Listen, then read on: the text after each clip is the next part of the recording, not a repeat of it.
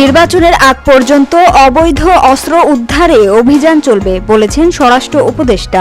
আগামী জাতীয় নির্বাচনের আগ পর্যন্ত দেশে অভিযান চলবে বলে জানিয়েছেন স্বরাষ্ট্র উপদেষ্টা লেফটেন্যান্ট জেনারেল জাহাঙ্গীর আলম চৌধুরী। তিনি বলেন, আমাদের অনেক অস্ত্র খোয়া গেছে, এগুলো উদ্ধার করতে হবে, তাই নির্বাচনের আগ পর্যন্ত এই অভিযান অব্যাহত থাকবে।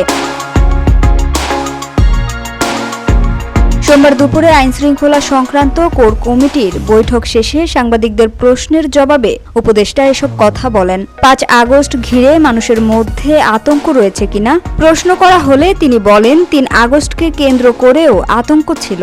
আল্লাহর রহমতে কোনো সমস্যা নেই। বর্তমান সরকার ক্ষমতা নেয়ার সময় যে আইনশৃঙ্খলা পরিস্থিতি ছিল তা ক্রমান্বয়ে উন্নতি হয়েছে, আগের চেয়ে অনেক ভালো অবস্থানে রয়েছে।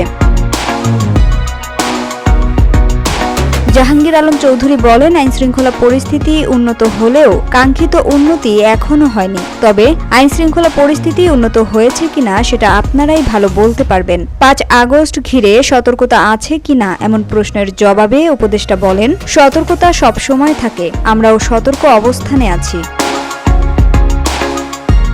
Samia Sultana, GBC television.